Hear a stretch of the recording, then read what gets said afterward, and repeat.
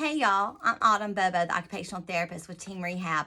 I'm going to give you some ideas of what you can do with your children to work on their fine motor, visual motor, bilateral hand coordination, following directions, communication, all while utilizing the cardboard boxes that are stacking up on our front porches all the time these days. We're going to use the cardboard boxes. I'm using some painter tape, but you can use regular tape or glue if you have it, scissors, or an X-Acto knife, and a pencil. That's all you need. One of my first activities is to stack those boxes. So just take your boxes, you're gonna put them on top. Go, on top, on top, on top. Now, other than just stacking, you can get your children to build things with it, or you can get them to stack it up, roll a ball, and have them knock them down, then go back and stack them back up.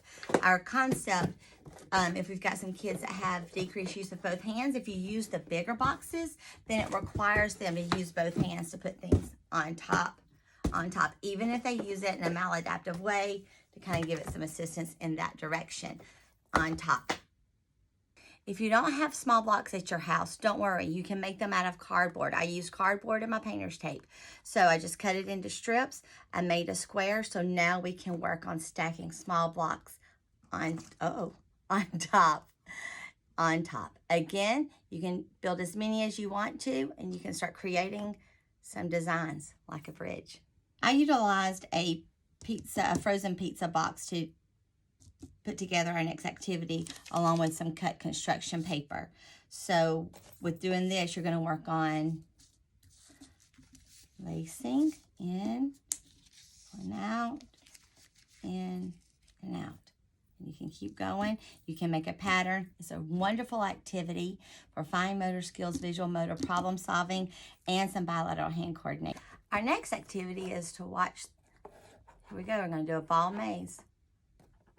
1, 2, 3, good job. Again, I use cardboard boxes. I cut the strips with my painter tape to hold it on, and I have a ball. You can use a small car if you have it. You can use marbles if you have it. This is a fun activity. If you have older children, let them create it with you. Use your ruler, use your scissors. Cutting cardboard requires more strength, so then you're adding a hand strengthening component. You can also write out the directions, so now they're having to follow directions, and then they can help you create it. If you've got younger children, this is a really fun activity. Always add the communication component. So ready, set, go. 1, 2, 3, so fast. Okay, the next thing I did is I used, again, it was a frozen pizza top box. We may eat more of those than we should, but I cut it out to do some of the pre-writing strokes, and I put it up on a vertical surface because you'll see all of us OTs, we like things up in a vertical surface to develop that shoulder girdle strength. Also, it promotes more of a tripod grasp, and that's what we're trying to work on with our kiddos. Another thing that works on tripod grasp, and I love to do it, all my speech friends panic when I do this. Pop that crayon. So now we've got our broken crayon. This gives our kids a visual and a physical boundary when we're working on the lines across, line across. I usually try to give a starting point. You can do a dot, you can do a sticker. It doesn't really matter. Here's our line down. Here's our circle. And here we go here with our diagonal. One of my favorite warm-up activities is the figure 8. Again, this is in a vertical plane, and I've cut it out of the cardboard. I utilize this at the beginning of a lot of my sessions with the older kids to work on warming up the brain, crossing midline, integrating both sides of the brain. So you're going to start in the middle. You're going to go around. Again, it gives it a visual and a physical boundary.